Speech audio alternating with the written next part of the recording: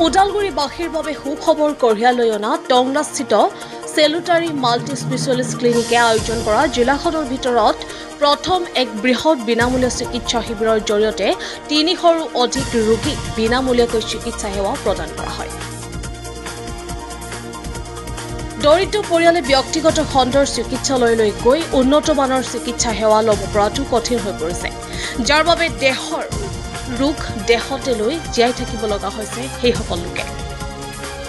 তেনেসকল ৰোগীৰ সহায় হোৱাকৈ বিনামূলীয়াকৈ এই চিকিৎসা শিবিৰৰ আয়োজন কৰা হয় বুলি প্ৰতিষ্ঠানটোৰ কৰ্তৃপক্ষই জানিবলৈ দিয়ে।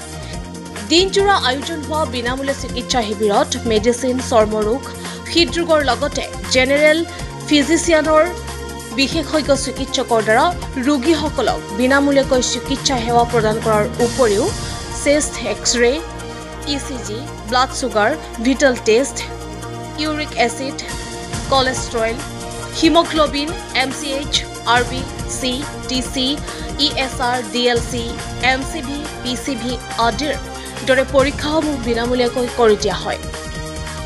লগতে চিকিৎসা শিবিৰটোত সকলো ৰোগীকে বিনামূলীয়াকৈ দৰৱ পাতিসমূহ প্ৰদান কৰা হয়। চেলুটাৰী মাল্টি স্পেচিয়েলিটি ক্লিনিকত এটা বৃহৎ মেগা কেম্পৰ আয়োজন কৰা হৈছিলে।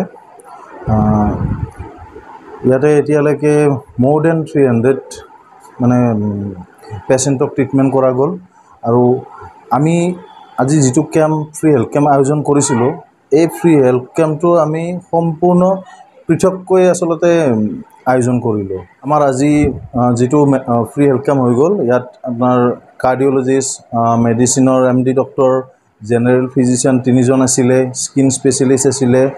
আমি এটা চেষ্টা কৰিছোঁ কি ইয়াতে যিহেতু কাৰ্ডিঅ'লজিষ্ট বা মেডিচিনৰ ভাল স্পেচিয়েলিষ্ট ডক্টৰ, স্কিনৰ এইবিলাকৰ এটা অভাৱ আছে। গতিকে যিখিনি মানুহে প্ৰাইভেট ক্লিনিকত যাবলৈ ভয় কৰে, সেইখিনি মানুহক যাতে আমি এটা বিনামূলীয়াকৈ সেৱা আগবঢ়াব পাৰোঁ, সেইখিনি আমি আজি চেষ্টা কৰিলোঁ আৰু আমি যথেষ্ট সফল হ'লোঁ। যিহেতু আমাৰ মোৰ দেন 300 মানুহে আজি ইয়াতে আহিলে, তেওঁলোকক আমি ধৰক ECG হাৰ্টৰ ECG পৰীক্ষা, আপোনাৰ চেষ্ট এক্স-ৰে, ব্লাড টেষ্ট, মোটামুটি CBC, uric acid, platelet count, haemoglobin, তেনেকৈ মোটামুটি ধৰক 8-10টা ব্লাড টেষ্ট আপোনাৰ ফ্ৰীকৈ কৰা গৈছে। তাৰোপৰি যিখিনি ব্লাড টেষ্ট আমি ফ্ৰীকৈ দিব পৰা নাই, সেইখিনি ব্লাড টেষ্টতো আমি স্পেচিয়েল ডিছকাউণ্ট কৰি তেওঁলোকক কৰাই দিছোঁ। আজি যিকেইজন ডক্টৰ তেওঁলোকে ইয়াতে লগ পালে, আমাৰ ইয়াতে তেওঁলোকক প্ৰত্যেক সপ্তাহত যিমানবোৰ আজি ৰোগীয়ে ট্ৰিটমেণ্ট কৰিলে, তেওঁলোকে প্ৰত্যেক সপ্তাহত আমাৰ ইয়াতে লগ পাই থাকিব। পেচেণ্টবোৰ যেতিয়া আহিলে, ফাৰ্ষ্টতে আচলতে তেওঁলোকে ভবা নাছিলে যে ইমানখিনি প্ৰাইভেট ছেক্টৰ এটাত এনেকুৱা হেল্থ কেম্প এটাত তেওঁলোকে ইমান যে ফ্ৰী পাব। মোকতো ধৰক আপোনাৰ 4-5জন মানে কৈছে, দাদা আপোনালোকে ইমান যে ফ্ৰীকৈ দিলে, ইমান টেষ্ট ফ্ৰীকৈ দিছে, ইমান মেডিচিন ফ্ৰীকৈ দিছে। পেচেণ্ট কিছুমান লগ পালোঁ, যিবোৰ পেচেণ্টে একচুৱেলি গাড়ীৰ ভাড়াটোৰ কাৰণে তেওঁলোকে গুৱাহাটীটো দূৰৰ কথা, মঙলদৈলৈকেও যাব নোৱাৰে।